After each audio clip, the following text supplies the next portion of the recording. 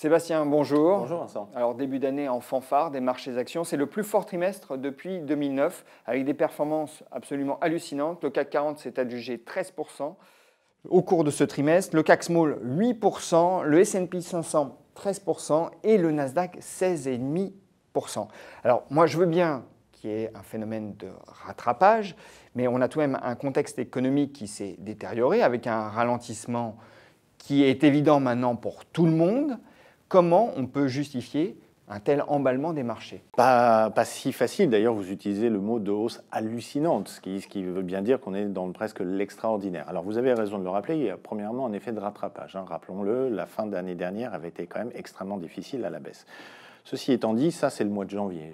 Février, mars, les marchés continuent fortement. En fait, ils sont dopés, on peut utiliser ce mot-là, dopés par un changement d'attitude à 180 degrés des banques centrales. La première d'entre elles américaine, suivie de la Banque centrale européenne. La Banque centrale américaine, qu'est-ce qu'elle fait? Elle était dans une logique quasi automatique de remonter des taux d'intérêt. C'est encore son discours en décembre 2018. Et tout d'un coup, elle dit au marché, écoutez, j'arrête d'augmenter les taux d'intérêt, je vais les stabiliser.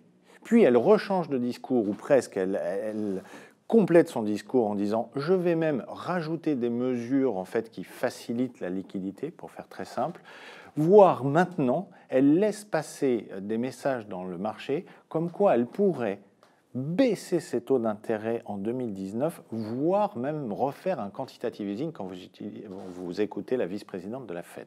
Quant à la BCE, elle a remis sur le marché tout un tas d'outils de politique monétaire qu'adorent les marchés, puisqu'en fait, c'est de la liquidité à outrance pour eux, en tout cas pour les marchés. Alors, en effet, les marchés sont particulièrement friands de ces liquidités mises à disposition par les banques centrales. La question, c'est tout de même pourquoi les banques centrales ont changé complètement de discours.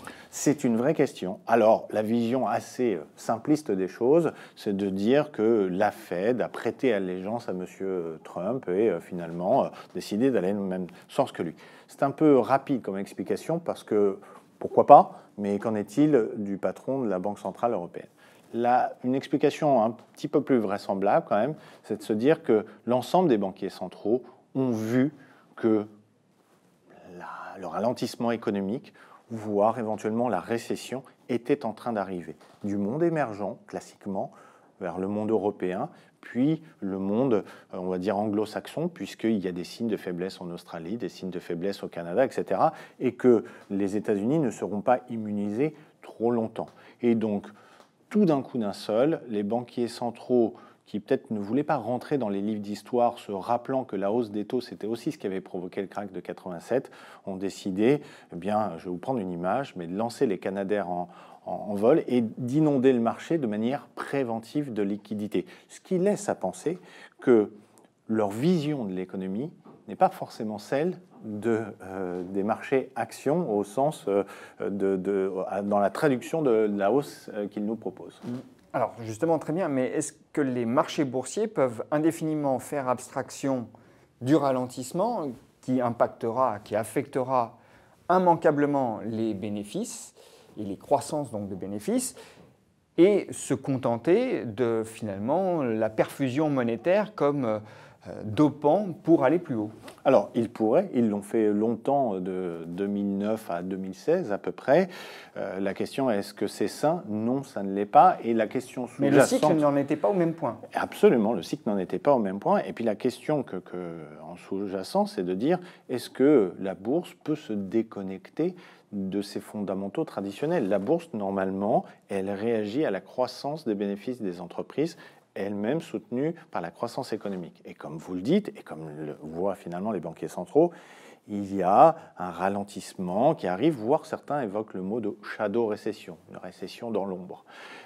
Pour le coup, non, on ne peut pas être trop longtemps déconnecté. Et c'est ce que vous disent un grand nombre d'investisseurs qui ne sont pas des investisseurs indiciels, qui répliquent les indices, qui commencent à, par une certaine logique, prudence et peut-être professionnalisme, dire là on commence à aller sur des niveaux qui sont incohérents.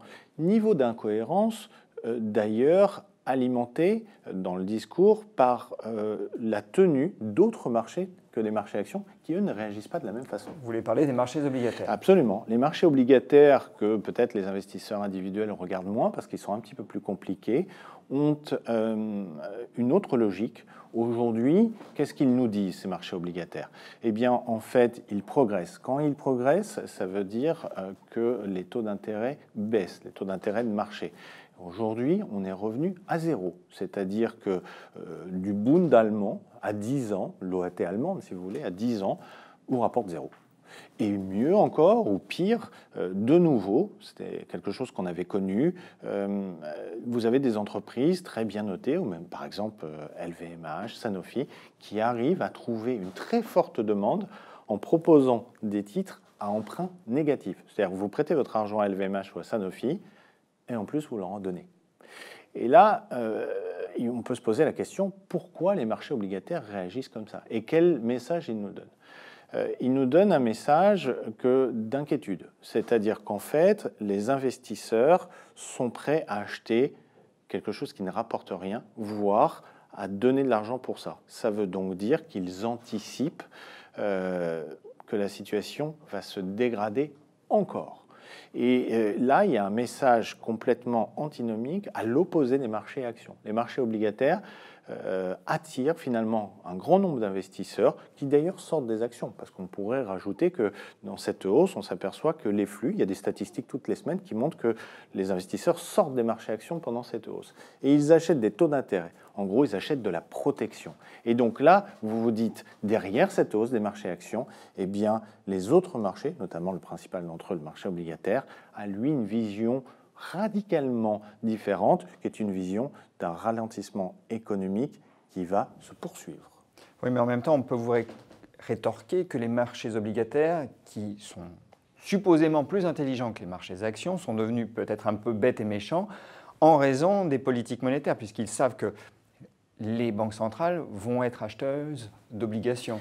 Alors, ça peut être un élément de raisonnement, ce qui veut dire finalement que ce marché, et j'espère qu'on n'en viendra pas là, est en train de se japonifier.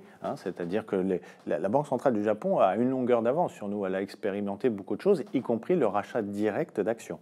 Et ça nous amène un peu à une conclusion, entre guillemets, c'est de dire, est-ce que ces marchés ne sont pas protégés indéfiniment à la baisse. C'est-à-dire que, quoi qu'il arrive, de toute façon, quelles que soient les mauvaises nouvelles, et je vais plus loin, plus il y en aura, presque mieux ça sera, de toute façon, les banquiers centraux seront là. C'est effectivement le message qu'en sont en train de délivrer les marchés actions actuellement, c'est de dire, aucun souci, on est de toute façon protégé contre n'importe quel problème, par les banquiers centraux, et en premier la Fed. Ça, c'est la protection à la baisse. Reste quand même une question, c'est les arbres ne montent pas jusqu'au ciel, et finalement, que peut faire ce marché avec toutes ces informations différentes? Alors, que peut faire le marché et comment doivent se comporter les investisseurs? Alors, que peut faire le marché d'abord? Que peut faire le marché? Il est a priori effectivement protégé à la baisse. À la hausse, on est en train quand même de toucher des niveaux de valorisation qui sont difficiles à dépasser avec un contexte économique de ralentissement généralisé quand même, il faut être d'accord sur ça, et sur des croissances attendues des bénéfices du fait de ce contexte économique qui sont quand même un peu faibles. Et donc aujourd'hui, tout le monde est d'accord pour dire que le potentiel de hausse sur les marchés actions à court terme, il est quand même limité. Et donc, une fois que vous avez un peu cette barrière haute, cette barrière basse, vous pouvez en tirer quand même quelques conclusions de bon sens. C'est de dire, après un trimestre que vous avez qualifié d'exceptionnel, donc on pourrait dire presque d'euphorique, je rappelle qu'il n'y a eu aucune pause dans cette hausse, on pourrait avoir un comportement logique, patrimonial, de préservation de capital, en se disant « je prends quand même mes bénéfices » parce que le marché devient illogique sur certains de ces comportements. Et deuxième chose, on n'en a pas parlé, mais c'était quand même une grosse source d'actualité en fin d'année dernière, le Brexit. On est à proximité, on ne sait pas ce qui va se passer. Et la deuxième chose, c'est les accords, cette fameuse guerre sino-américaine. Aujourd'hui, on n'en parle plus, mais elle a été quand même repoussée dans sa conclusion, et tout le monde est d'accord pour dire qu'il y aura un accord, probablement. La question est, quel accord et quelle intensité de cet accord. Donc vous voyez qu'il y a quand même beaucoup de questions que le marché a volontairement mis de côté pour l'instant. Donc votre recommandation aux investisseurs, c'est en bonne gestion, pensez à prendre des bénéfices. Absolument, et 13% ne vous de laissez hausse sur le pas CAC 40. endormir par cette euphorie qui a quand même quelques éléments d'incohérence. Sébastien, merci. Merci Vincent.